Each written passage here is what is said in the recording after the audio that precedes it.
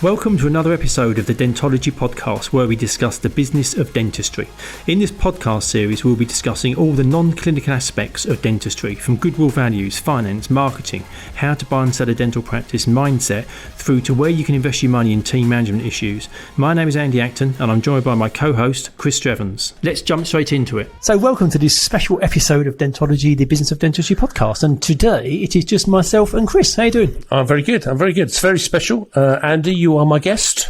And likewise, you are my guest. Brilliant. We are both guests on our own podcast. So there's a lot of chatter about the demand for dental practices. What's driving demand? Has demand changed? Why certain practices are in huge demand over others? So we thought we'd just to spend a few minutes talking about what's gone on in the last year or so, where demand's at the moment. But also importantly, I think it's of interest to buyers and sellers. What actually drives demand for dental practices? Yeah. So where are we at the moment, would you say? Well, I think we can say quite safely that demand is super strong. I don't know really. I mean, we've owned Frank Taylor's nearly 22 years, isn't it? In October, I think. And I think I would feel reasonably confident saying this is probably the strongest demand I think I've ever seen.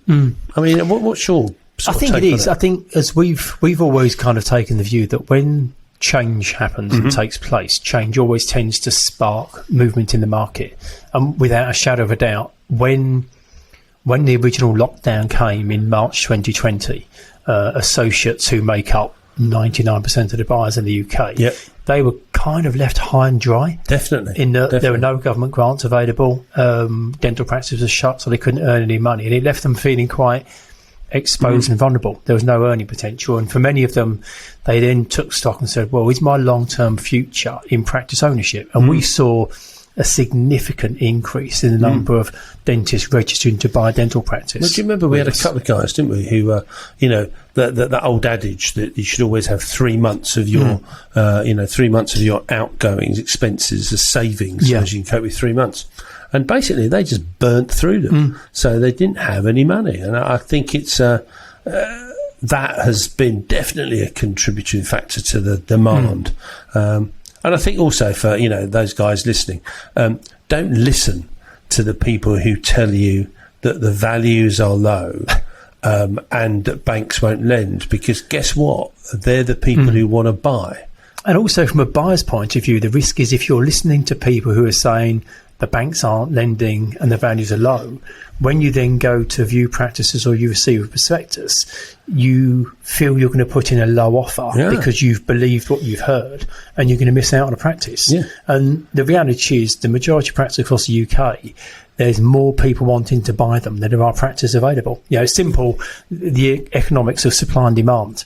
The demand for most practices way outstrips the supply. Definitely. That's what's kind of pushing those values up. Yeah, definitely. I think also what's interesting is that, I thought that the message that we and other people have been saying over the last 12 months, 2 years, probably for as long as I can remember, which is the fact of there are people wanting to buy a dental practice. The banks are happy to lend. But I can tell you, 2 weeks ago, I had an email from a client that I've been dealing with, and he's thinking about selling his practice. And he said, I've been told that values have dropped and that the banks aren't lending money.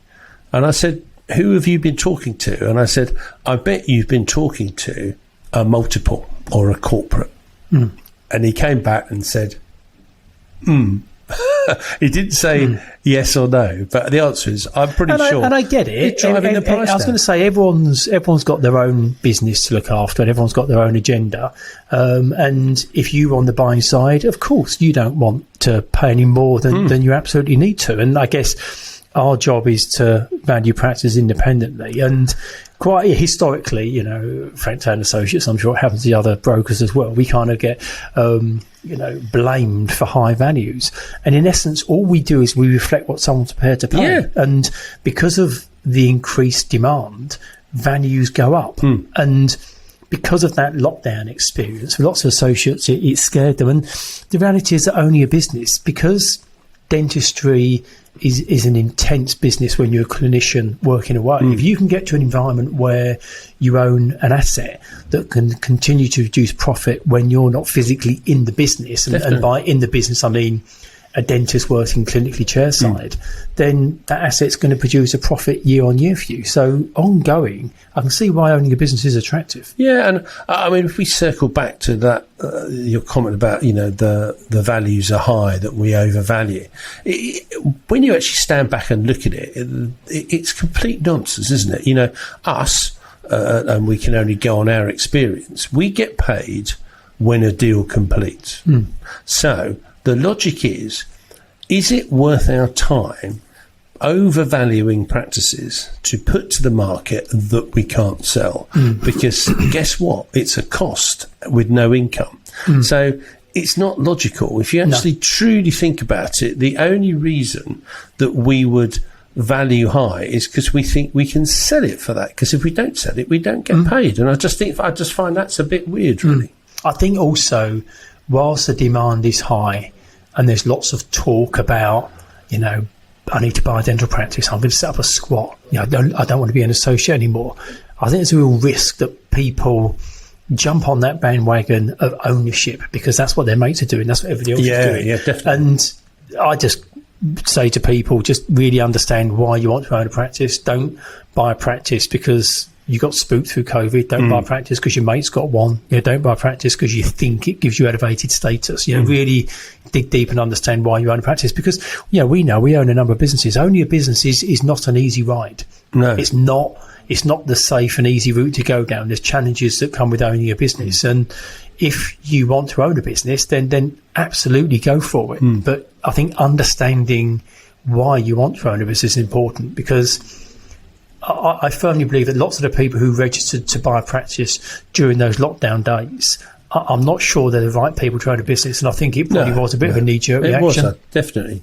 I think you mentioned it there. I think one of the interesting things that has come out probably in the last 2 years, and it was always there before, but the number of people who have shown an interest in wanting to set up a squat, but then actually have turned... I think you were saying, wasn't it? How many people did you have who've contacted you, and then how many people have actually gone on to do it? I'd say probably over a 3-month period, I probably spoke to 20 people who all wanted an explanation as to what are the key milestones to go through in setting up a squat.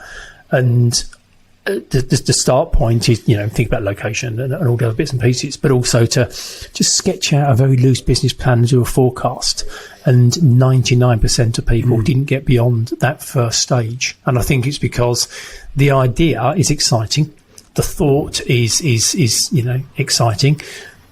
But the actual nuts and bolts of what you need to do, the effort required is off the charts. And it's nothing like buying a business, and that's why you pay a handsome amount for Goodwill, because someone's done it before you. Yeah, and I think that's another factor, isn't it, that drives the value, is that there do seem to have been a lot more people interested in doing their own thing and wanted to set up a squat, but the reality, when they have to start really thinking about it, they'll just decide to go and buy an established practice because it's safer.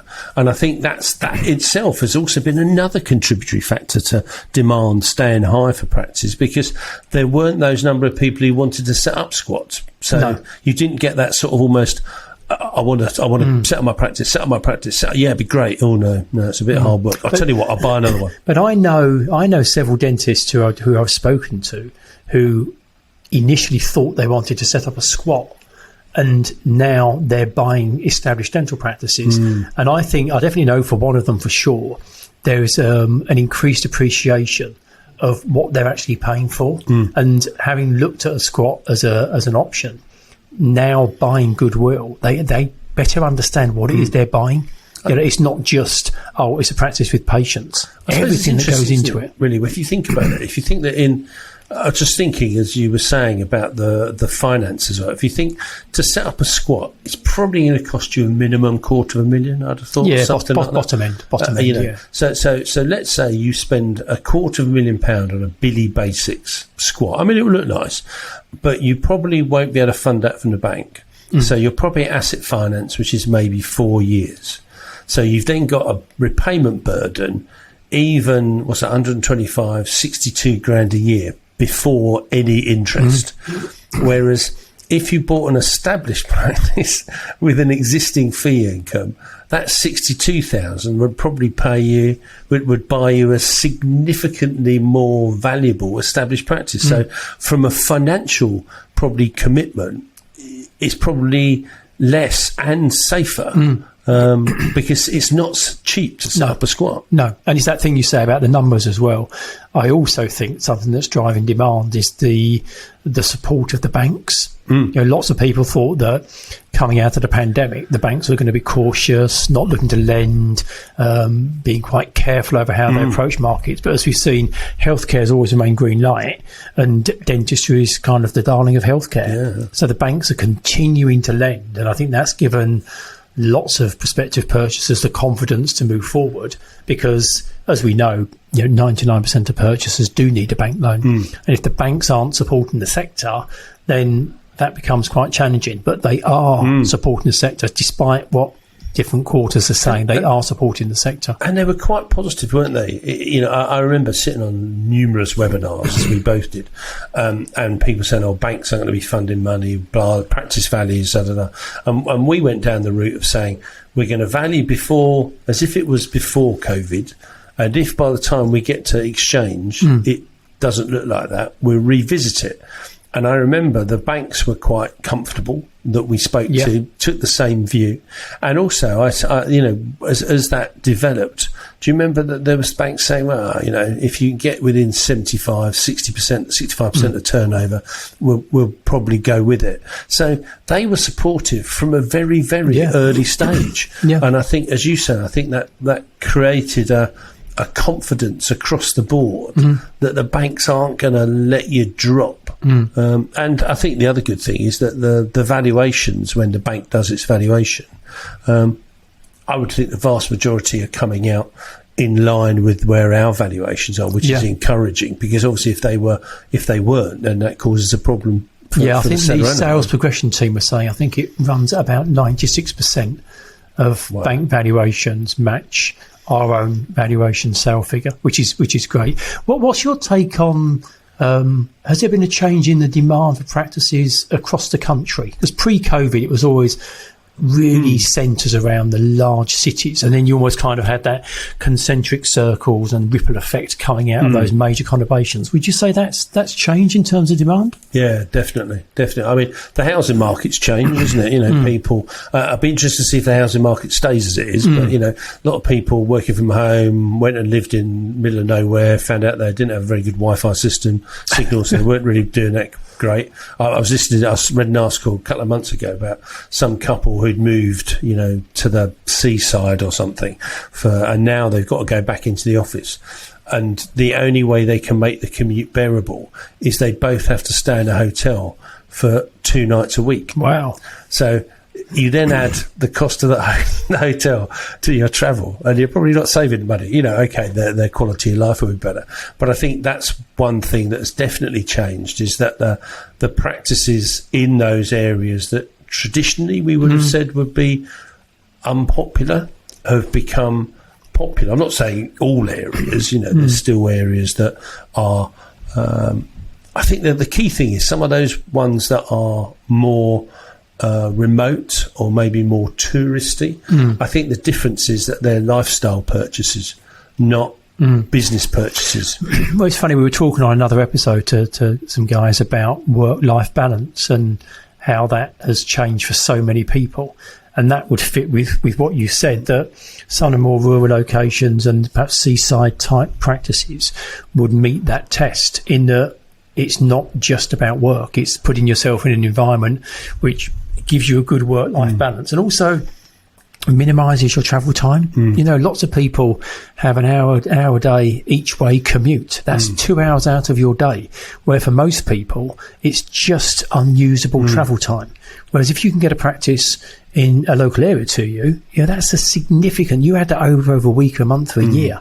That's a lot of time to be using on something else. Do you find, though, that people don't necessarily understand that because the practice is, say, in Cornwall, that the multiple will be different than North London? Yeah, absolutely. And I think on that point, so what you're talking about there is Goodwill is represented as a multiple of reconstituted net profit.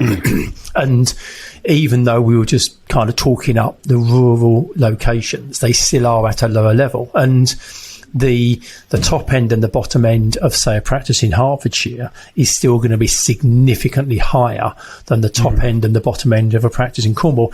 And it comes down to desirability. So whilst those rural locations have become more popular, let's say if we had a mixed income leasehold practice in Hertfordshire, as a rough guess, I'd say there'd probably be about 2,300 people registered with Frank Taylor Associates, roughly looking for a practice of that style.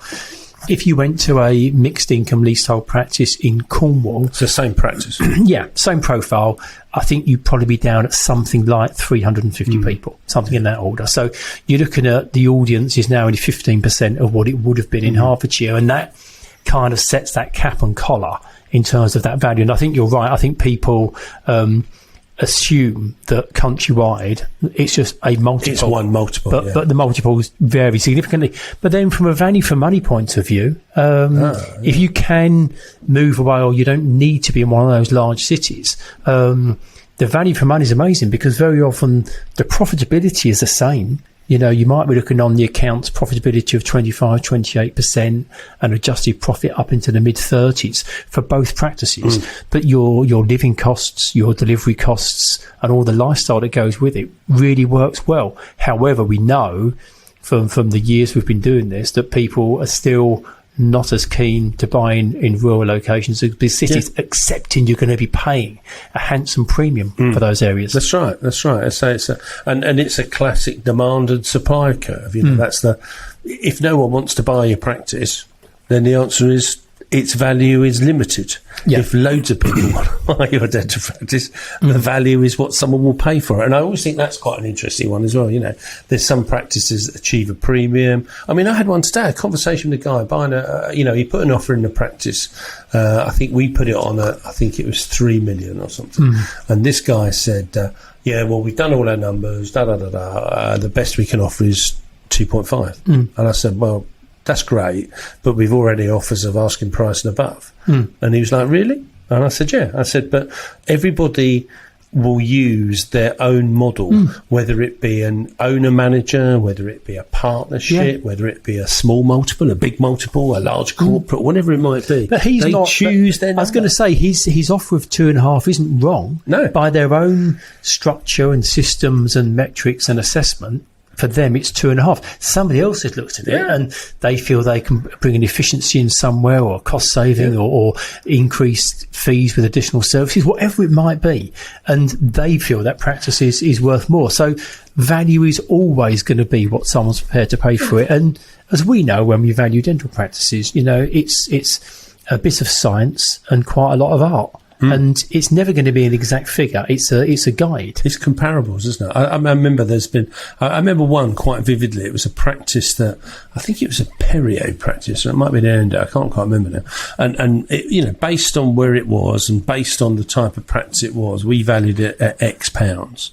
And then a corporate or a mini corporate had looked at it and said, right, well, actually, we really want to acquire this, because we can put our own referrals into it. So they had this hidden marriage value. Almost like a hub. And it sold for more than we'd valued it at. And that's occasionally what happens, especially sometimes with those referral practices. But the key thing is, you have to put it in the market, because you'll never find that out otherwise. You'd never sell your house, would you, to the first person who knocked on your door and said, oh, by the way, I think your house is lovely. Can I pay 500,000 for it. You could go, oh, that's lovely, thanks very much. Let me just find someone else. Give me a value that I want to see where it is. But it does amaze me, the number of sellers who sort of, I don't know, it's strange really, considering how cost conscious a lot of dentists are. You know, they're really good sniffers out of value. And then there's almost like someone comes along and they're like, oh. But the differences can be significant. Yeah, you know, we both remember that case from a few years ago now, where the owner of the practice was selling. It was their solicitor that said, you know, give Frank Taylor Associates a call. We looked over the numbers, and they ended up selling the practice after fees and commission and everything, and they walked away with £420,000 more for their practice. And that's a life-changing amount of money. Yeah. And yes, you know, our job is to get the best amount possible for the person that owns a practice, because that's who we act for. But there is also something about it being fair, in that if that's what your business is worth, and that represents, in the majority of cases, a significant part of your life's work, you should really be looking to get the right amount for your practice. But that's the power of the open market. You know, we talk a lot about the open market. And as you say, people choose, don't they? You know, we don't. You know, you don't hear the sales team upstairs, the client managers saying, no, you got to pay this amount of money, you got to pay this amount of money. They say to people, it's your choice. You choose, because you know what you want to pay. You know what your finances are. Yep. And I think also there's that thing about, what are you comfortable with? I still remember, and it goes back a few years. So somehow £1 million nowadays doesn't seem quite as much as £1 million in 2004 or whatever it was, because it was when we were our old building before we bought our own one. And I remember this guy put an offer in of £1 million or something, or no, it's a bit more than £1 million. He had to borrow £1 million, right? And he put his offer in, paid his deposit, and then basically, like a day later, rang up and said, look, I'm really sorry, I just can't cope with this. Can I have my money back? And I mean, as it was only a day. There were other people, so we gave him his deposit back. But what was interesting was the fact of he had not been able to sleep with the thought of £1 million loan. And it was so brilliant that he identified it really quickly, cancelled it, because imagine if he'd have gone 3, 4, 5, 6 months down the line. One, that's horrible. He'd have lost his deposit. Two, he'd have incurred legal fees. The seller would have incurred legal fees. But imagine the increased stress and anxiety for that person. Oh, yeah, huge. Going through the process where they know it's not right, and they keep paddling a canoe towards a waterfall. And you know at some point that canoe's going to go over the waterfall, and you can't let that happen. So the stress that creates, and it goes back to that thing that, you know, practice ownership isn't for everybody, but also you've got to find the right practice. You know, if your skill is managing a small team, then you might want a 1-2 surgery practice, perhaps a team of 6 or 7 people. It's containable, you know, they're almost like an extended family. If you've got great leadership management skills and you're all about protocols and systems, and you want a 4 or 5 surgery practice, that would be the right one for you. But it is finding the right practice to suit you and your situation. And sometimes the thing is, you know, to start off smaller and cut your teeth. See what I did there? Very smart. And then you develop your skills. You know, I can't remember with this guy, but I think he bought a practice and it was only like £500,000, 600,000. But he felt so much better with that level, because he didn't feel like he was going to be under so much stress. Now, subsequently, and I honestly don't know, you know, he could well have gone on to buy a much bigger practice, because he'd got himself sort of comfortable with it. Because I mean, I only go back to us, you know, we worked for a bank, we did some business and, you know, all various bits and pieces, and we understood dentistry and professions and commercial banking and all that stuff. And then we bought a business and we had a loan.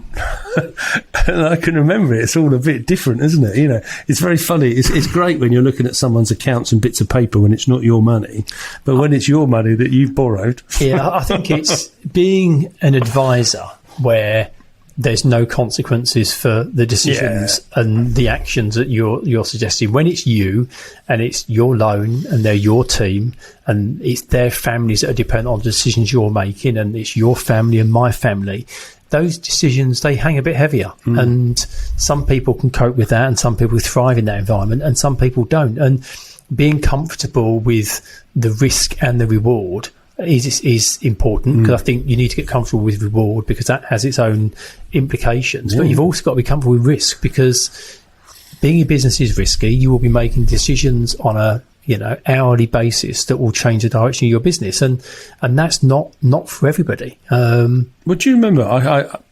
I vividly remember just after we bought it, when the business was much smaller, everybody, and there weren't many people, and it wasn't anywhere near the size it is now, and because we hadn't taken over any cases, because we were paying those out, we had a cash flow moment. And I can remember us talking about it and going, we got people's, I think there was only like one other salary person apart from me and you, I think, but I can't remember them. But we still thought, that person, their mortgage is going to be paid by the decisions that we make. And I think it really struck me then that, if we make a bad decision which costs us a lot of money, then the answer is that affects people that are employed by us and work with us, and that's some people just can't carry that burden upon them.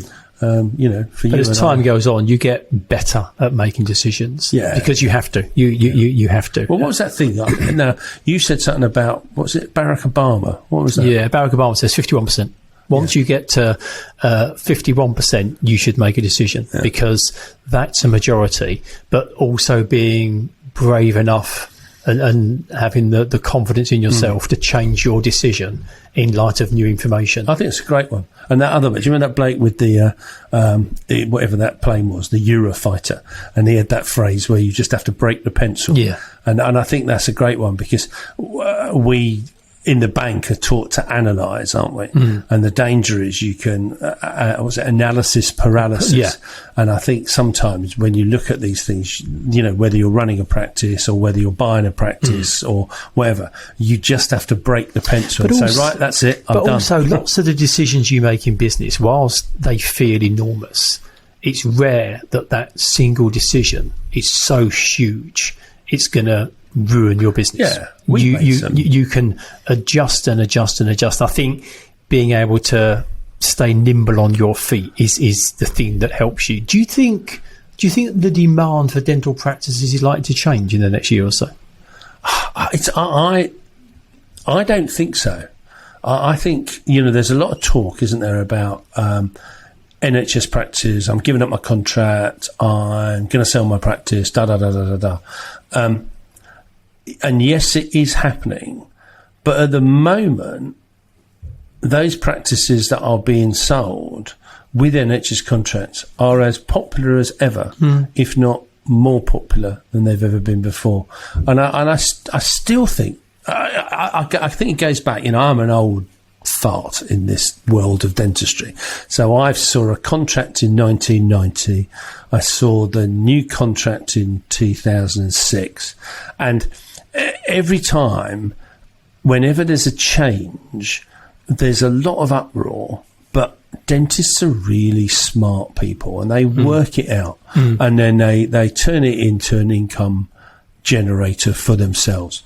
And I think, there's going to be lots of challenges with NHS, there's going to be challenges with staff and paying people and all that sort of thing, self-employed status. But I still believe at the end of it, they'll be okay, because they will. It might be they have to increase their prices or whatever it might be. But I still think demand in 12 months' time will be as strong as demand is now. I think the interesting thing will be, as we were talking about the other day, the private fees. Yeah. Well, they've obviously seen on the practice we've seen a huge surge in the last year to 18 months. And it'll be interesting to see over the coming year or so how they hold up, but also for those practices that may no longer continue to offer NHS dentistry, whether they stay as pure private fees or whether they move on to a capitation scheme of some sort or other, whether there's going to be some readjustment in terms of the types of services delivered. Obviously, clear aligners have been hugely popular in the last year, so it'll be interesting to see how that affects income as well. I think also you hit it on one of the other things that I've seen change is that introduction of the capitation. If you think, practice plan, den plan, smiley plan, whatever, your bloody plan, whatever, everything's got a plan, doesn't it? They were popular, but never seemed to be, out of, I don't know how many million patients there are registered, they never seem to be good stuff. And then, but then from talking to the guys, they've had their best years ever. Oh, yeah. And I think a lot of dentists we've seen are saying, I'll take you on as a new patient. However, you've got to join my plan. Because there's no doubt about it, during that lockdown period and subsequent to that, those guys who had a plan, they felt a darn sight safer than those people on private. I think if you were in NHS, you received to be paid. If you had a plan-based income, you received to be paid, because very few patients cancel their direct debits. But if you were an independent private practice that got paid as you deliver treatment, you were shut for 3 months as a minimum. No money, so that hurts. But also, I think from a practice point of view, it certainly helps balance cash flow. So there's a good reason to have plan-based income. We know the banks like plan-based income for the same reason. But also, I think from a patient point of view, where it's just a basic plan which gives you, an examination with a dentist and perhaps some hygiene appointment, it does mean that from an oral health point of view, where you're paying for a service ongoing, you're much more likely to visit on a regular basis. So there's few downsides to it. So I think we could well see a change in the mix of income I agree. over the next year or two. And I think if you extend that out, that's then going to be great for the maintenance of values and fee income and profitability. Yeah. And I think the demand, so going back to the demand thing, I think it would just be interesting, because it's I don't know, I've been in dentistry for 30 years. Practices never shut for 3 months. No.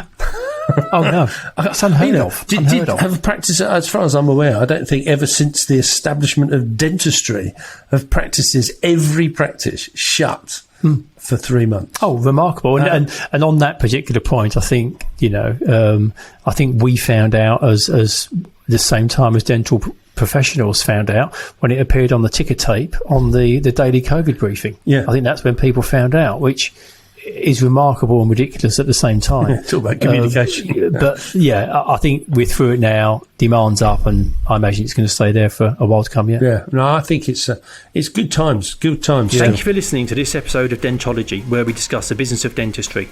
If you like what you heard, please do subscribe where you found this episode. That would be amazing. And also follow us on Instagram.